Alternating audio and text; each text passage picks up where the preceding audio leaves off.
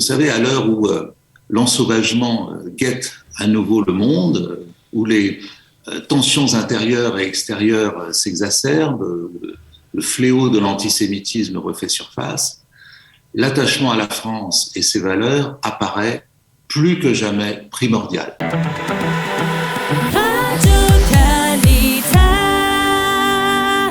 Monsieur l'ambassadeur de France en Israël, monsieur Éric Danon, merci d'être avec nous ce matin. Merci de répondre à nos questions.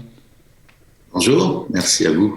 Alors, je sais que vous avez un emploi du temps très chargé aujourd'hui, beaucoup de commémorations organisées par l'ambassade de France en cette journée du souvenir. On va les évoquer dans un instant, mais avant cela, je voudrais savoir, monsieur Danon, que représente la journée du 11 novembre pour vous ?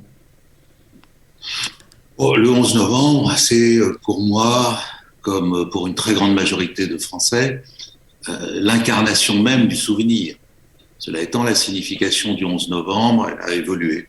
D'abord, c'est l'armistice en 1918 de la Première Guerre mondiale, la Grande Guerre, qu'il faut le rappeler, a fauché tant d'âmes et meurtri tant de familles, 10 millions de morts, 6 millions de blessés et de mutilés.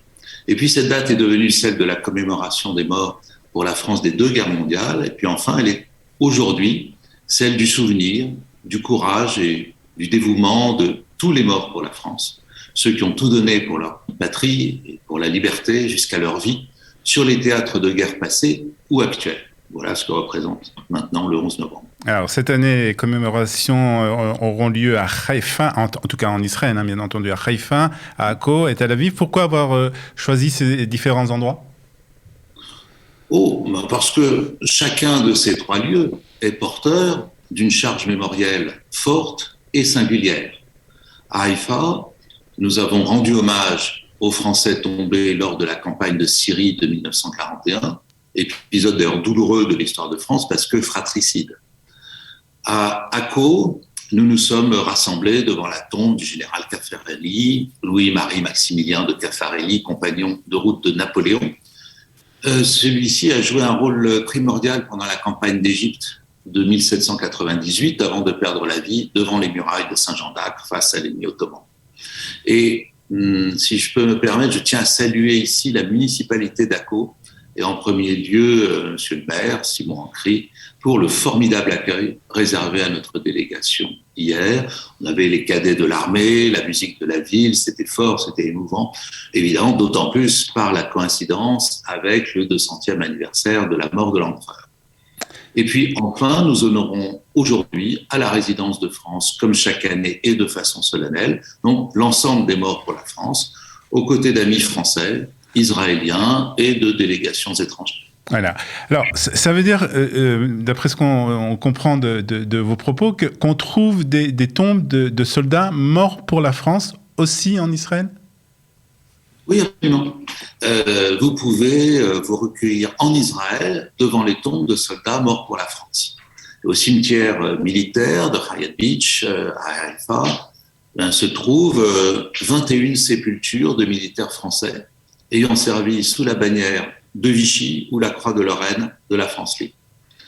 Et puis, au carré Caffarelli, à Akko, vous pouvez trouver la tombe du général Caffarelli, de 4 de ses compagnons qui ont bien sûr combattu pour l'empereur. Alors, je voudrais qu'on parle un peu justement de cette journée du souvenir, comme vous nous l'avez dit, à une époque où il est question de l'Europe, de la mondialisation. Vous n'avez pas l'impression que le terme « mort pour la France » est un peu désuet ?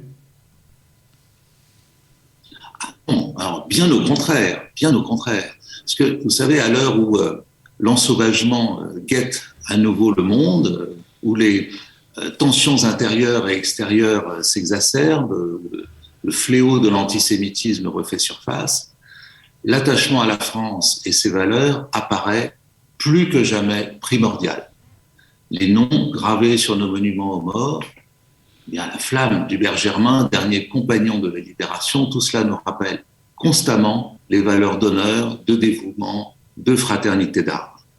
C'est cette même fraternité d'ailleurs qui unit aujourd'hui les fils et filles de France qui œuvrent à la défense de notre pays, et ça va des rues de Paris aux sables du Sahel et du Levant. Et c'est aussi cette fraternité qui, chaque 11 novembre, nous réunit pour honorer ceux qui ont accompli leur devoir jusqu'au don suprême de leur vie. Donc dans quelques instants, vous allez assister à une cérémonie du souvenir qui va avoir lieu dans votre résidence à Yafo. Que va-t-il se passer, monsieur l'ambassadeur ?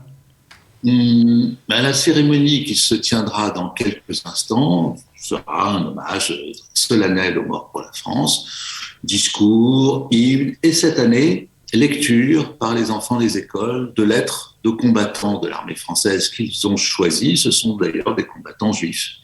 L'occasion de nous incliner devant la mémoire des 36 000 juifs qui combattirent ou tombèrent pour la France au cours de la Grande Guerre. Et le souvenir de leur sacrifice doit bien sûr continuer de nous inspirer. Et je veux témoigner encore toute ma reconnaissance aux membres de la communauté française ainsi qu'aux représentants civils et militaires du gouvernement israélien et de la communauté internationale qui participeront à cet hommage à nos côtés. Vous arrivez à associer, on l'a vu à Akko, des autorités israéliennes à ce genre de cérémonie ? Absolument. Les Israéliens, l'armée, les représentants de la société civile, la mairie, ils sont toujours présents avec nous. Ils savent le prix du sang, le prix du sacrifice.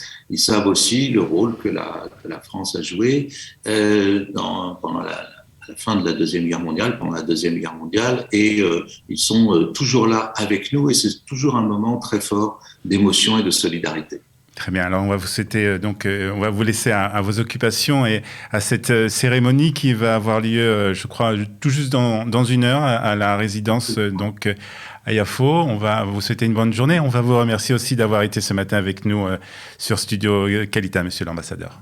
Merci à vous, merci de votre invitation. Très bonne journée à vous-même et à tous.